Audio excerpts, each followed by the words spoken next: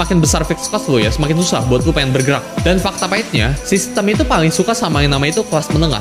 Karena kelas menengah itu punya slip gaji, ya masih punya alamat, masih punya nomor telepon, terus saya punya rasa malu, pengen punya mimpi itu masih ada. Sedangkan orang yang miskin, kelas miskin, itu nggak punya alamat, nggak punya nomor telepon, mereka itu nggak punya gadget, nggak punya gaji bahkan. Jadi gimana cara nagih? Nggak bisa. Sedangkan yang orang kaya itu punya resource ya buat menyembunyikan itu semua. Kadang orang kaya itu nggak ada KTP-nya, alamatnya itu bukan alamat mereka. Jadi ketika ditagih susah, nomor teleponnya itu kadang bukan nomor telepon mereka, tapi nomor telepon orang luar negeri.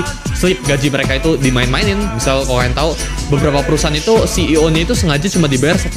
Biar apa? Biar taxnya yang mereka terima itu nggak besar. Orang kaya itu punya struktur dan punya resource-nya buat tanda kutip ngebeli hukum, tanda kutip. Jeff Bezos itu bayar $1.000 setiap bulannya buat tanda kutip ngebeli hukum. Dia punya grace ya tinggi banget ya sampai ngelewatin aturannya. Tapi karena Bezos ini orang kaya, dia tinggal bayar aja fine-nya. Dia tinggal bayar aja ya pemerintah biar ya sesuai aturannya. Orang miskin itu nggak bisa di-abuse karena orang miskin itu nggak bisa diperas apa-apa.